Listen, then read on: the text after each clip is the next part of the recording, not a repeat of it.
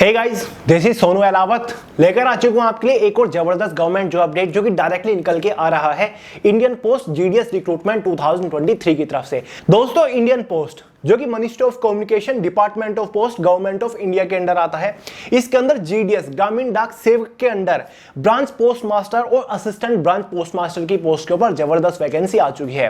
देखिए friends, all India की vacancy है। काफी सारे लोगों की कल से डिमांड आ रही है कि भैया इस रिक्रूटमेंट के बारे में डिटेल से बताइए। तो आगे इस वीडियो में इस वैकेंसी की regarding A to Z details cover करने वाली, इसका detail selection procedure step by step आपको समझाऊंगा। सबसे इंपॉर्टेंट एलिजिबिलिटी क्राइटेरिया के बारे में बात करेंगे, यानी कि एज लिमिट, एजुकेशन क्वालिफिकेशन क्या मांगा गया है, और सबसे इंपॉर्टेंट और मोस्ट डिमांडिंग पॉइंट कि भैया सिलेक्शन होने के बाद कौन सी पोस्ट के ऊपर हमें इनिशियल इन हैंड सैलरी क्या मिलेगी जस्ट आफ्टर सिलेक्शन।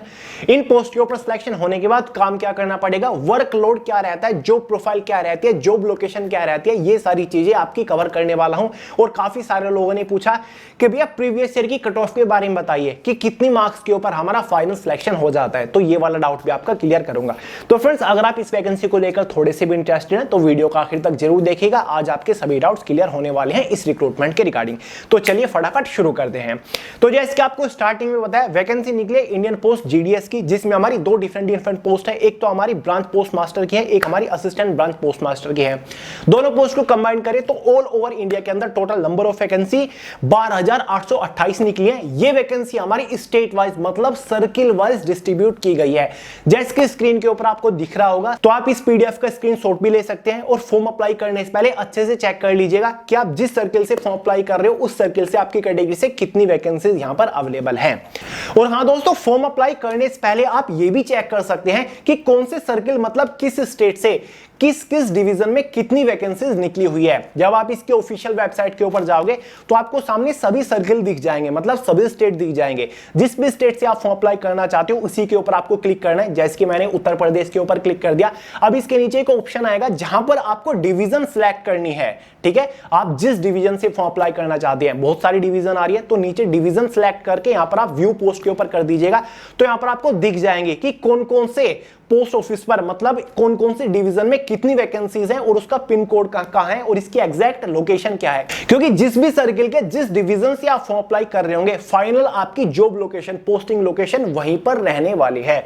तो ये वाला पॉइंट मुझे काफी इंटरेस्टिंग लगा। और जो फाइनल कट ऑफ जाती है ना, वो सर्किल वाइज, डिवीजन वाइज बनती है। तो इसको एक बार जरूर चेक कर लीजिएगा फॉर्म अप्लाई करने से पहले। देखिए फ्रेंड्स, सबसे पहले तो बात कर लेते हैं इंपॉर्टेंट डेट्स के बारे में। देखिए फ्रेंड्स, डिटेल ऑफिशियल नोटिफिकेशन आ चुका है। फॉर्म इसके ऑलरेडी कल से यानी कि 22 मई 2023 से स्टार्ट हो चुकी है। फॉर्म की जो लास्ट डेट रखी गई है वो 11 जून 2023 रखी गई है। जिन लोगों ने जनवरी मंथ में इंडियन पोस्ट का रजिस्ट्रेशन कर दिया था, उनको रजिस्ट्रेशन करने की जरूरत नहीं है, आप डायरेक्टली फॉर्म अप्लाई कर दीजिएगा। फॉर्म फीस के बारे में बात करें, जनरल ओबीसी वालों के लिए 100 रुपए फॉर्म फीस रखी गई है। एसटी एससी पीएच कैटेगरी के लिए 0 फॉर्म फीस है। फीमेल कैटेगरी के लिए भी कोई भी फॉर्म फीस चार्ज नहीं किए गए हैं।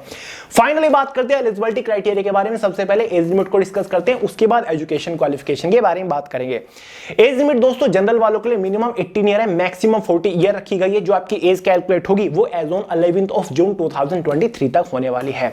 ओबीसी एसटी एससी को एज के अंदर रिलैक्सेशन मिल जाता है। ओबीसी वालों को 3 ईयर का मिलता है, एसटी एससी वालों को 5 ईयर का एज के अंदर रिलैक्सेशन देखने को मिल जाएगा। एजुकेशन क्वालिफिकेशन के बारे में बात करें, जो कि बिल्कुल भी कॉम्प्लिकेटेड नहीं है दोस्तों। अगर आपने 10th पास कर रखा है तो आप एलिजिबल है, आप फॉर्म अप्लाई कर सकते हैं। साथ ही मैथमेटिक्स और इंग्लिश से आपने 10th पास किया हो तो जाहिर सी बात है 10th में आपके पास मैथ्स या फिर इंग्लिश सब्जेक्ट तो हो गई। अगर आपके पास है तो आप एलिजिबल है, आप फॉर्म अप्लाई कर सकते हैं। साथ ही दोस्तों, कंप्यूटर की बेसिक नॉलेज आपको होनी चाहिए। कोई भी सर्टिफिकेट कंप्यूटर का, कोई भी डिप्लोमा नहीं चाहिए, बस कंप्यूटर की बेसिक नॉलेज आपको आनी चाहिए। कंप्यूटर के बारे में थोड़ी बहुत जानकारी होनी चाहिए। साथ ही साइकिलिंग की भी नॉलेज आपको होनी चाहिए, मतलब साइकिल चलानी आपको आनी चाहिए। और हाँ दोस्तों, क्वालिफिकेशन में एक और पॉइंट मेंशन किया हुआ है, जिस भी सर्किल से आप फॉर्म अप्लाई करने जा रहे हो उस सर्किल की लोकल लैंग्वेज की नॉलेज आपको होनी चाहिए। मान के चलिए आप फॉर्म अप्लाई करने जा रहे हो गुजरात सर्किल से, तो गुजरात की लोकल लैंग्वेज क्या है, गुजराती। तो आपको गुजराती की बेसिक नॉलेज होनी चाहिए। और हाँ दोस्तों, जब आप इसका ऑनलाइन फॉर्म अप्लाई कर रहे होंगे वहां पर आपसे 10th के मार्क्स पूछे जाएंगे। और अगर 10th में आपका ग्रेडिंग सिस्टम था, मतलब आपको 10th में सीजीपीए में मार्क्स मिले हैं, तो जितने आपके मार्क्स है ना सीजीपीए में, उसको 9.5 से मल्टीप्लाई कर लीजिएगा और फॉर्म अप्लाई करते टाइम आपको परसेंटाइल में अपने मार्क्स वहां पर फीड करने हैं। ये बाकी और इसमें कुछ भी क्वालिफिकेशन में नहीं मांगा गया है। फाइनली बात कर लेते हैं भाई सिलेक्शन प्रोसीजर के बारे में, यानी कि जब आप इस वैकेंसी के लिए फॉर्म अप्लाई कर दोगे तो फाइनल सिलेक्शन लेने तक आपको किस किस स्टेज से होकर गुजरना पड़ेगा। सिलेक्शन प्रोसीजर बहुत ही इजी है, एक भी स्टेज इसमें नहीं रखी गई है। इसका सिलेक्शन प्रोसीजर बहुत ही इजी है, बहुत ही आसान है।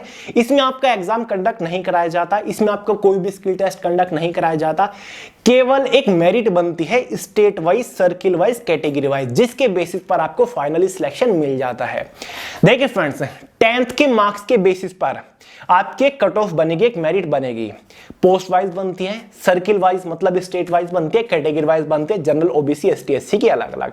अगर आपके मार्क्स उस कट ऑफ से ज्यादा है तो फाइनली आपका सिलेक्शन हो जाएगा, जिस पोस्ट के लिए भी आपने फॉर्म अप्लाई करा होगा। प्रीवियस ईयर में कट ऑफ क्या गई थी, कितने मार्क्स आपके कम से कम होने चाहिए जिससे आपका सिलेक्शन श्योर हो जाए, ये मैं आपको आगे बता रहा हूं। एक बार बात कर लेते हैं सिलेक्शन होने के बाद कौन सी पोस्ट के ऊपर आपको इसमें सैलरी कितनी मिलेगी। देखिए दोस्तों, इसमें आपकी एक बीपीएम की पोस्ट है, ब्रांच पोस्ट मास्टर की पोस्ट है। इस पोस्ट के ऊपर सिलेक्शन होने के बाद, जस्ट आफ्टर सिलेक्शन होने के बाद आपको इनिशियल इनहेरिटेंस सैलरी 12,000 रुपए मिलती है। इसी के साथ आपके कुछ एक्स्ट्रा एडिशनल अलाउंसेस भी जुड़ते हैं।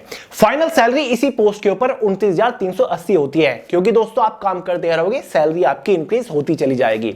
देखिए दोस्तों, इंडियन पोस्ट ऑफिस के अंदर जो जीडीएस की पोस्ट होती है ना, इनकी सैलरी का एक अलग लॉजिक होता है, एक अलग फॉर्मूला होता है, जिसको बोलते हैं टीआरसीए, जिसका मतलब होता है टाइम रिलेटेड कंटिन्यूटी अलाउंस। ये जो आपकी सैलरी है ना, इनिशियल सैलरी 12,000, ये 4 घंटे काम करने की है। अगर आप दिन में 4 घंटा काम कर रहे हो तो आपको 12,000 पर मंथ सैलरी मिलेगी। लेकिन अगर आप एक्स्ट्रा टाइम दे रहे हो, आप 5 घंटा काम कर रहे हो, तो आपकी इनिशियल सैलरी इंक्रीज हो जाएगी, मतलब आपको सैलरी बढ़ के मिलेगी। क्लियर है? देखिए, अगर आप 4 घंटा काम कर रहे हो तो आपको 12,000 सैलरी मिलेगी बीपीएम की पोस्ट के ऊपर, ब्रांच पोस्ट मास्टर की पोस्ट के ऊपर। वहीं पर ABPM, assistant branch post master की पोस्ट है, इसके ऊपर 4 घंटा काम करने की आपकी सैलरी होती है 10,000 और फाइनल सैलरी इसी पोस्ट के ऊपर 24,470 है। तो भाई ये तो हो गया एक टाइम कैटेगरी 4 घंटे की। अगर आप 5 घंटे की टाइम कैटेगरी में काम कर रहे हो, मतलब 5 घंटा टीआरसीए स्लैब में आप काम कर रहे हो, डेली 5 घंटा आप काम कर रहे हो, तो आपकी बीपीएम की पोस्ट के ऊपर इनिशियल सैलरी 14,000 हो जाती है और फाइनल सैलरी इसी पोस्ट के ऊपर 31,500 होती है। असिस्टेंट ब्रांच पोस्ट मास्टर की पोस्ट के ऊपर अगर आप डेली 5 घंटे काम कर रहे हो तो 12,000 आपकी इनिशियल सैलरी होगी, फाइनल सैलरी इसी पोस्ट के ऊपर 26,500 होने वाली है। क्लियर है? एक और आपका इसमें टाइम स्लेब होता है, वो 7 घंटे का होता है। एक 4 घंटे का होता है जिसमें सैलरी आपकी कितनी होती है, एक 5 का होता है, एक 6 और एक 7 घंटे का भी होता है। तो भाई टाइम के ऊपर आपका डिपेंड करता है, क्योंकि इसकी सैलरी का फंड होता है टीआरसीए, टाइम रिलेटेड कंटिन्यूटी अलाउंस। जैसे आप एक्स्ट्रा काम करते हो तो आपको एक्स्ट्रा अलाउंस मिलता है सैलरी में जुड़ के ही। क्लियर है? देखने में लगता है कि यार सैलरी कम है, लेकिन काम भी तो 4 ही घंटा करना पड़ रहा है। जैसे आप टाइम बढ़ाओगे आपकी सैलरी भी बढ़ जाएगी। तो ये पूरा फंडा होता है। काफी सारे लोग सैलरी को लेकर कंफ्यूजन में रहते हैं कि भैया इंडियन पोस्ट ऑफिस और इसके अंदर सैलरी इतनी कम। टाइम के ऊपर डिपेंड करती है, टाइम रिलेटेड कंटिन्यूटी अलाउंस आपको इसमें मिलता है। अब फाइनली बात कर लेते हैं जॉब प्रोफाइल के बारे में। कट ऑफ आगे बताऊंगा, पहले काम देख लेते हैं क्या होता है ब्रांच पोस्ट मास्टर की पोस्ट के ऊपर। देखिए फ्रेंड्स, क्लियरली नोटिफिकेशन में कहा हुआ है कि ब्रांच पोस्ट मास्टर की पोस्ट के ऊपर सिलेक्शन होने के बाद day to day postal operations of the branch post office and IBPM, जिसका मतलब होता है इंडिया पोस्ट पेमेंट बैंक। देखिए दोस्तों, जो ब्रांच ऑफिस होता है, पोस्टल ऑपरेशंस होते हैं, ठीक है, पोस्ट से रिलेटेड, वो सभी आपके अंडर आएंगे, वो सभी आपको मैनेज करनी होती है। साथ ही जो इंडियन पोस्ट पेमेंट बैंक है, उनकी ट्रांजैक्शंस भी आपको हैंडल करनी होती है। कंप्यूटर के ऊपर सारी ट्रांजैक्शन, सारी सेटलमेंट्स आपको ही देखनी होती है। तो कंप्यूटर रिलेटेड आपको ऑफिस सेक्शन के अंदर काम करना होता है बीपीएम की पोस्ट के ऊपर। साथ ही overall responsibility of smooth and timely functioning of the office including mail conveyance and mail delivery, यानी कि जो ऑफिस सेक्शन के अंदर, पोस्ट ऑफिस के अंदर जो मेल आते हैं दूसरी ब्रांच से या फिर जाते हैं, वो सारा आपको ही मैनेज करना है। यानी कि आपके अंडर कुछ असिस्टेंट काम करेंगे और आप ये देखोगे कि जो काम है, जो ऑपरेशंस हैं, वो स्मूथली हो रहे हैं और सभी काम टाइम पर होने चाहिए। ठीक है, आपके अंडर काफी सारे लोग काम कर रहे होंगे, लेकिन रेस्पॉन्सिबिलिटी आपकी बनती है कि जो सारे काम है मेल वगैरह के वो टाइम पर हो, अच्छे तरीके से हो। तो ये सारी चीजें आप मैनेज करोगे। यहां पर एक और पॉइंट ऐड किया हुआ है, BPM may be assisted by ABPM, मतलब ब्रांच पोस्ट मास्टर को एबीपीएम असिस्ट करेगा, उसके असिस्टेंट के तौर पर काम करेगा। यानी कि आपके नीचे असिस्टेंट ब्रांच पोस्ट मास्टर काम करेगा, जिसको आप काम बता सकते हो, जो कि आपके अंडर रहकर काम संभालेगा, आप उसको ऑर्डर दोगे। समझ गए? अब असिस्टेंट ब्रांच पोस्ट मास्टर के भी काम कैसे होते हैं, जैसे कि sale of stamps, stationery, conveyance and delivery of mail at door step, exchange the mail with account office etcetera, deposit payment, other transactions of IBP.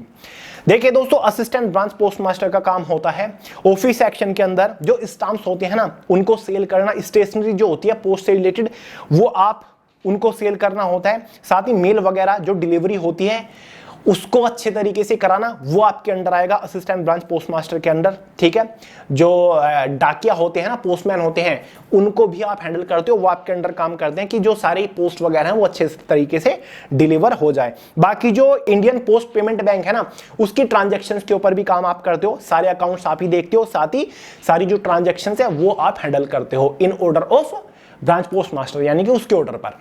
तो ये आपका काम होता है। टू असिस्ट बीपीएम, वो तो यही है कि आप जो असिस्टेंट ब्रांच पोस्ट मास्टर है वो ब्रांच पोस्ट मास्टर को असिस्ट करेगा सभी कामों में।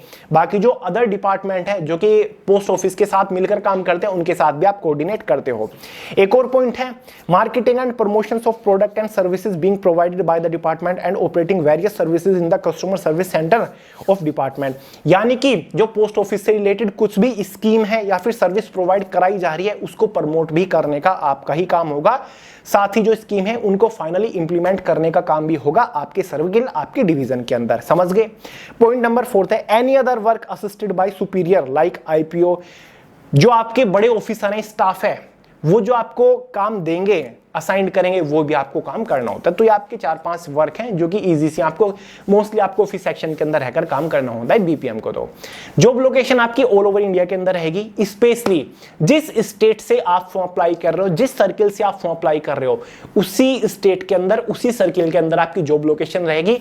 और भाई उस सर्किल के अंदर जो डिविजन्स पड़ती हैं, जैसे कि गुजरात से अगर आप फॉर्म अप्लाई कर रहे हो, गुजरात के अंदर भी काफी सारी डिवीजन है। फॉर्म अप्लाई करते टाइम आपको डिवीजन सिलेक्ट करनी होती है, तो जिस डिवीजन से आप फाइनली फॉर्म अप्लाई कर रहे हो, उसी डिवीजन में आपकी जॉब लोकेशन रहेगी।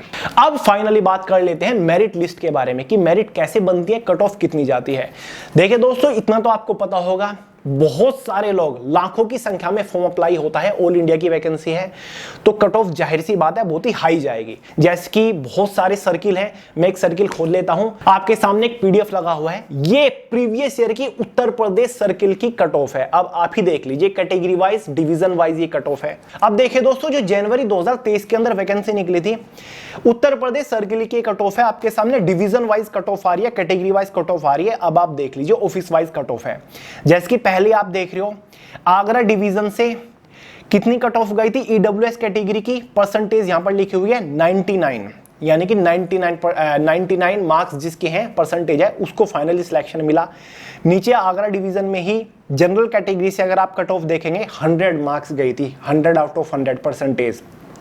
तो भाई ये इसकी कट ऑफ जाती है, बाकी कैटेगरी वाइज डिपेंड करती है, यानी कि 97 से लेकर 100 के आसपास आपकी कट ऑफ रहती है, काफी हाई कट ऑफ इसमें लगती है। तो भाई सीजीपीए जिनकी थी, उनकी अगर मार्क्स अच्छे आ रहे हैं, उनको इसमें बेनिफिट ज्यादा देखने को मिल जाता है। तो हाई कट ऑफ लिखती है, आप गूगल कर लीजिएगा, आपको प्रीवियस ईयर की लिस्ट मिल जाएगी कि कट ऑफ कितनी जाती है, अपने डिवीजन से देख लीजिए, जिस डिवीजन से आप फॉर्म अप्लाई करने जा रहे हो। तो फ्रेंड्स, आई होप मैंने आपको इस वैकेंसी की रिगार्डिंग सारी डिटेल्स दे दी। अगर फिर भी कोई डाउट हो, कमेंट करके पूछ लीजिएगा। तो चलिए दोस्तों, ये वीडियो आपको पसंद आया, लाइक जरूर करिएगा, दोस्तों यार शेयर करिएगा, चैनल को सब्सक्राइब करना मत भूलिएगा। फॉर्म अगर अप्लाई कर रहे हो तो कमेंट करके जरूर बताइएगा। मिलते हैं यार अगली वीडियो में बहुत ही जल्द, तब तक के लिए जय हिंद।